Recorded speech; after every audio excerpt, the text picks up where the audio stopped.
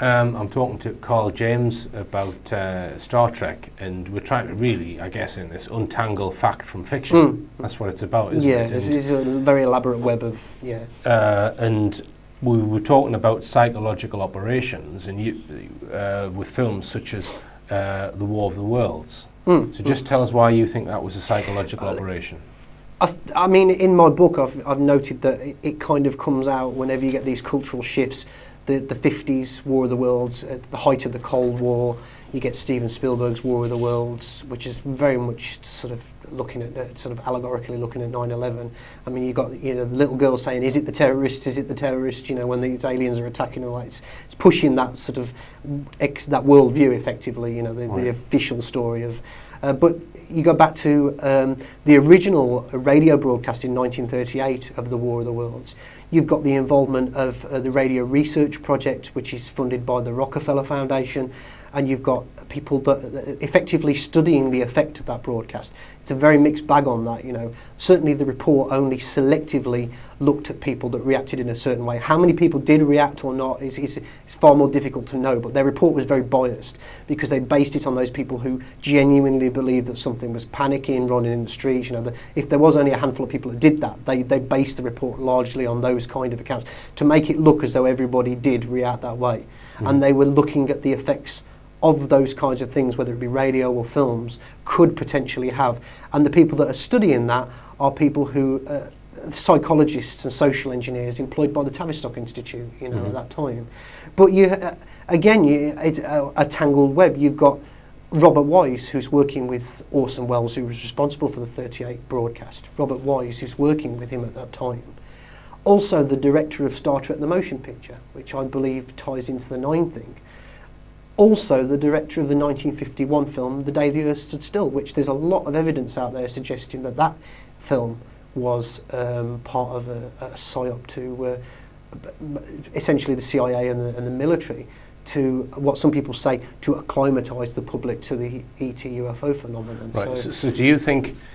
So he's employed on multiple levels. You don't think it's just acclimatising people to the fact that they want to build more weapons in general, and that there may be no ET threat? They're just trying to say, well, there might be one in the future, so we really need to be armed to the hilt. What do you think is the reason that they're making these as psychological operations, if that's what they are? What are they trying to do? Are they genuinely acclimatising people? I really don't know. I really don't know. I mean, certainly the CIA, if you look at the Robertson panel and things like that, the Durant report and all that, the CIA have muddied it so much.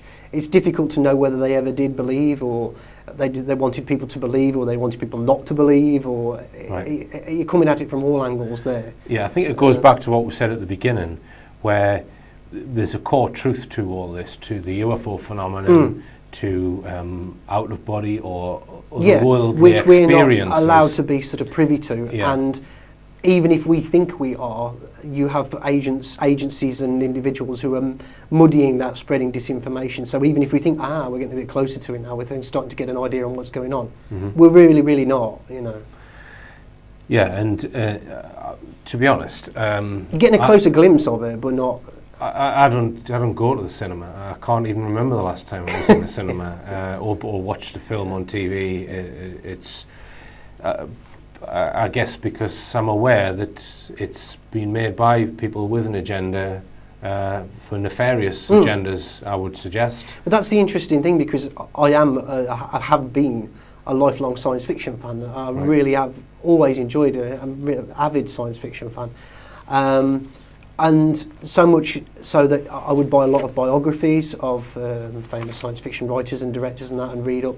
And as I started my journey into sort of alternative knowledge, I started to recognise certain names. And I remembered these names and thinking, I'm sure I read that in this biography about Gene Roddenberry, for example, or something like that. That person is into some really, really strange stuff here. Why is Gene Roddenberry, as that example, but it applies to a lot of other people as well.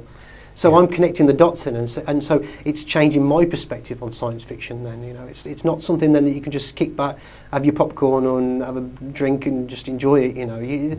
There's something being subtly, and you have to ask the question. I mean, it doesn't apply to just Star Wars, but Star Trek, but you look at Star Wars as well. These are huge franchises, and people are almost mesmerised by them.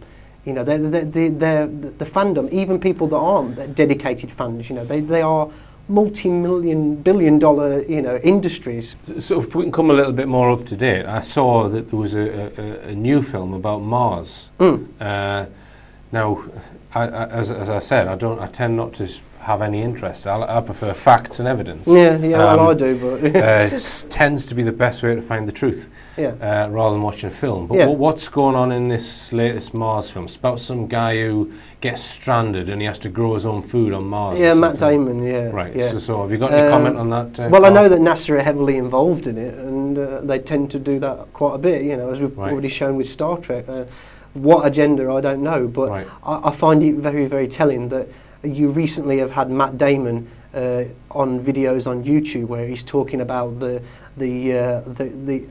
Occupy movement and the 1% and things like that, and he's talking about the New World Order, and he's talking about, I'm paraphrasing him here, but organised revolution and all this kind of thing, and fighting back against it. I mean, somebody who's got that, a load of money that he's got, you know, why isn't he digging into his pocket and paying for the 1%, or, you know, 99%, you know what I mean? It's double standards, and also, if you look at him himself, and you look at the connections he's got, I can't remember them off the top of my head, but this circle of people that, if you look at genealogy, there's numerous genealogy websites, you can see that they're all effectively related to each other. Looking at Brad Pitt, his wife Angelina Jolie, who's involved with like Council on Foreign Relations and all that, and United Nations, and these are people that are going off and doing charitable work for the United Nations in Africa, and some people believe that some of it's involved with gun running and all this drug dealing, all sorts of things. It's crazy stuff, you know. So it's they've got to have their controlled opposition, of course, to soak up that interest. I mean, we have Charlotte Church and Russell Brand in the UK, don't we? Charlotte Church, who, if you watch her Leveson inquiry testimony, it's just drools over Rupert Murdoch's wealth, and then suddenly she's there with her placard. Come on, it's hilarious. All right, so I've digressed a bit. I mean, there is one very, very important point to note with that film. It's directed by Ridley Scott. Ridley Scott has got huge connections to the US military and the CIA. His brother Tony Scott directed Top Gun, which was effectively a huge propaganda film for the US Air Force and that sort of thing. Was about to direct a sequel to it just before he died under very, very suspicious circumstances. I've documented a lot of the articles that were published at the time of his death. It just does not make any sense at all what actually... the story is so contradictory as to whether this cancer that he had. And Ridley Scott himself as well has directed a promotional film for the charity Common Purpose that Brian Gerrish has talked about a lot. So he's heavily associated with what I generally sort of loosely call the agenda players. You know, so. We've mentioned Mars because I've done talks about the images from the alleged Mars rovers, and I'm still not fully decided, but I think there's very strong evidence that certainly the Mars rovers are in the Canadian Arctic somewhere. They're not on Mars. If you want to see evidence for that claim, watch this talk from this link on the screen there, and so. But I guess this current Mars film was probably in production some years ago, I would imagine. I think the novel that the film is based on is fairly recent. It's only a couple of years old, so and I think it's quite sort of close to the novel. But it's interesting that you should mention that, and you can tie it back to Star Trek for a moment as well, because I think Andrew Johnson talked about this briefly when he was talking about, I think it was that show. You look at, say, for example, Robert Picardo, who played the holographic Doctor on Star Trek Voyager, involved with the Planetary Society, very good friends with Bill Nye, the science guy, or Science Shill as I call him, and they're heavily promoting the NASA, the Mars rovers and all this kind of thing. It's a pleasure for me to meet people who work in NASA, particularly in Jet Propulsion Laboratory, because that's where I'm closest to, and I've visited there many times, who grew up watching Star Trek. they've got this group called the Red Rovers, these kids from America that are just sort of heavily promoting this idea, principally the idea that Mars is red, and that sort of thing, but it goes beyond that as well. Yeah, well, it's Mars is red. Well, the Earth is blue, and then it's made to look red. Maybe it's the other way around. Yeah. So there's this blurring of fact and fiction. Yeah. So you used to sit down and watch television, and you would know, well, this is like something factual. It's a documentary, and this is now make believe. It's just all one big bowl of soup, isn't it? Yeah. And it'd be worth mentioning as well Richard Hoagland, again, with his really good friends with Gene Roddenberry, and this is a really, really interesting quote, actually. It's from an article he wrote himself. He said, in the early 1980s, after the initial work done at Stanford Research Institute by the independent Mars investigation, I think this was Mission Enterprise, which was looking at things like the artifacts on the Mars face and things like that. So Hoagland had approached Gene Roddenberry and others in an attempt to secure funding to conduct further research. After several briefings and serious consideration, Roddenberry declined. What was peculiar about this was not so much that a man with such intense curiosity about the universe and man's place in it would decline, but rather the reasons he cited for it. And he said, "I'm sorry, Dick," he said at the time, "but that would really make things complicated for me." Just what or who those complications were, he did not reveal. Right.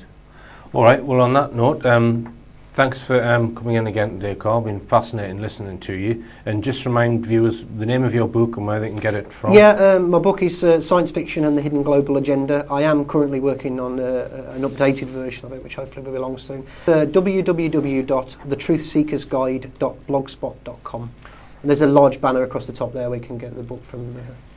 All right. Well, as usual, believe none of what you hear and only half of what you see. I'm Richard E. Hall. Good night.